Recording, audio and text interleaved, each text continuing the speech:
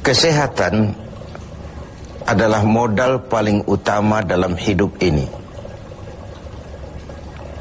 Kita hanya bisa beraktivitas, melakukan berbagai kegiatan dalam hidup ini hanya oleh karena kita memiliki sesuatu yang bernama sehat.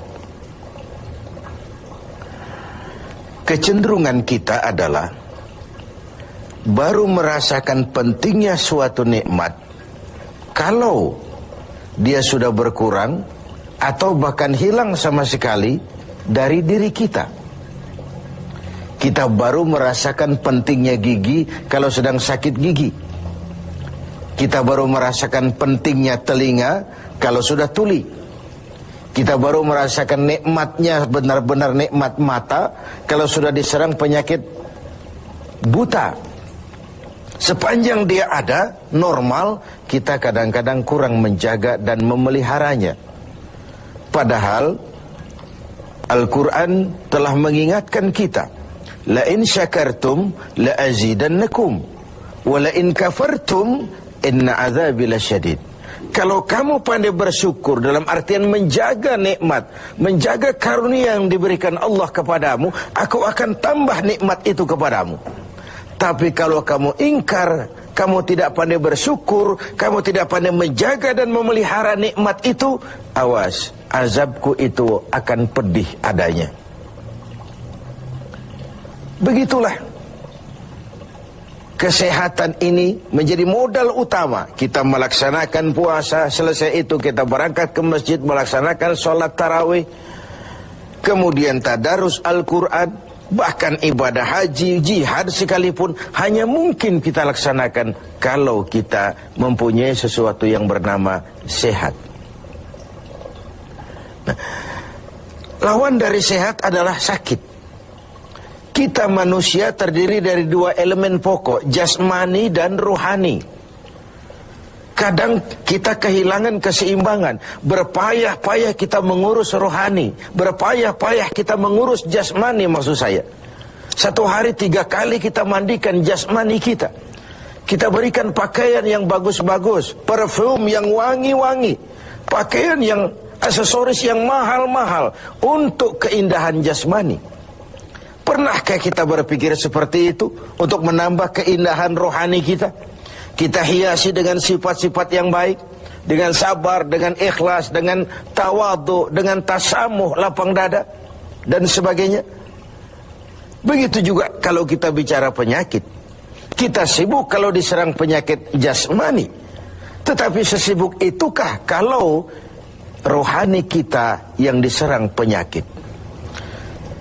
Al-Imam Al-Ghazali membagi penyakit itu dalam 2 macam. Pertama penyakit zahir, dan yang kedua penyakit batin, penyakit rohani. Apa perbedaan dari kedua penyakit ini? Yang pertama, penyakit zahir banyak dokternya.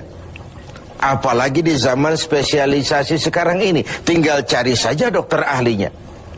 Penyakit jantung ada dokternya, liver ada dokternya, paru-paru ada dokternya, ginjal ada dokternya, kulit ada dokternya. Penyakit zahir banyak sekali dokternya. Tapi penyakit batin, dokternya hanya agama dan kemauan yang kuat dari orang yang punya penyakit itu untuk mengobati diri. Sulit cari dokter yang bisa mengobati penyakit sombong, cari dokter yang bisa mengobati penyakit kikir, cari dokter yang bisa mengobati penyakit angkuh, sombong, bakhil.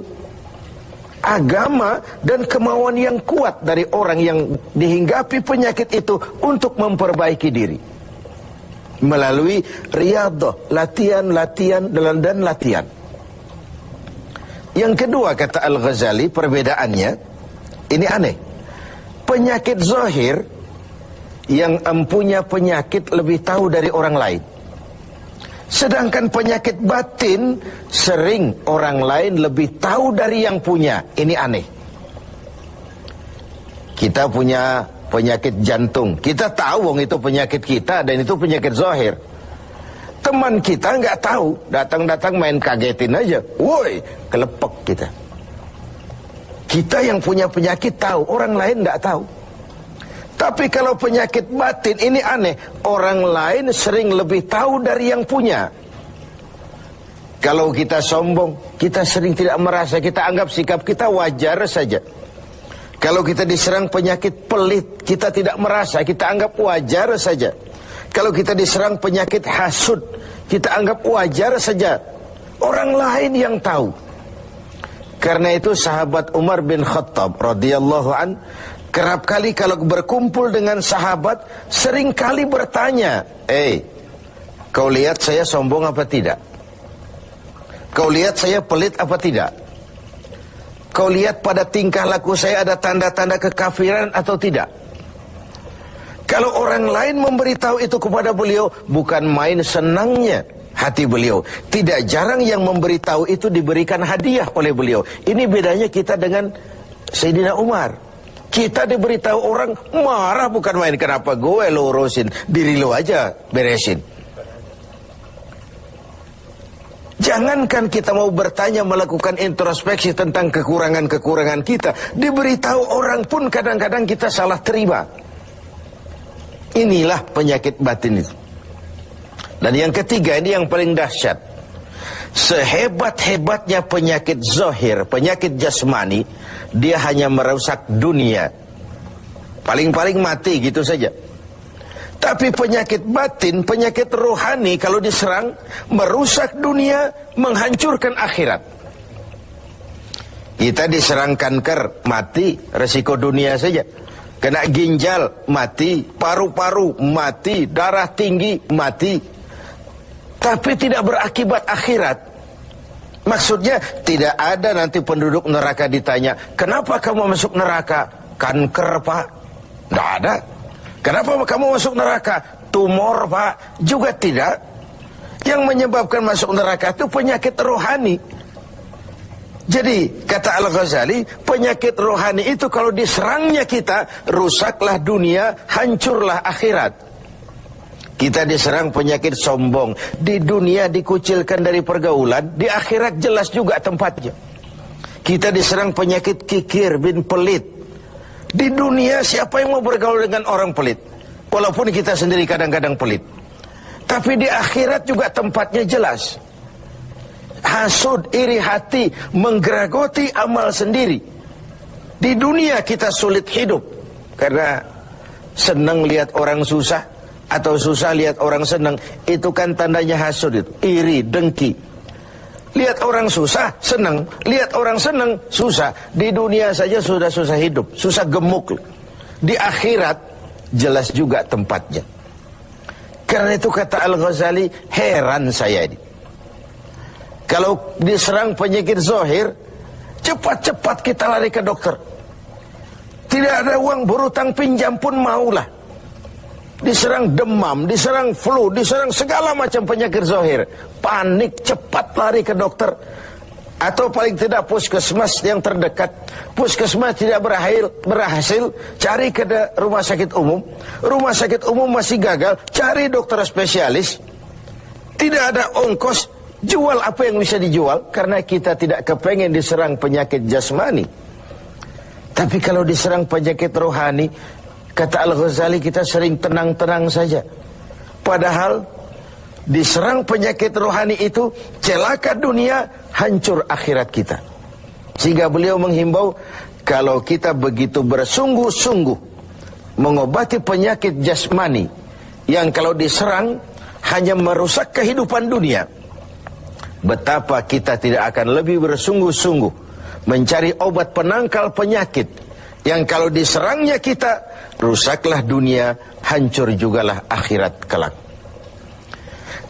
Dengan puasa Ramadan, pada satu sisi kesehatan jasmani terjaga karena memberikan kesempatan istirahat kepada organ tubuh yang sudah bekerja seperti mesin 24 jam. Sementara jasmani diberikan kesempatan istirahat dengan makan dan minum yang teratur. Rohani dihiasi. Dengan puasa timbul sabarnya, dengan puasa timbul jujurnya, dengan puasa timbul ikhlasnya, dengan puasa timbul sikap rendah hatinya. dihiasi dengan perhiasan-perhiasan yang menyehatkan rohani kita. Inilah mana ucapan Nabi, sumu tasihu, berpuasalah kau, niscaya kau akan sehat.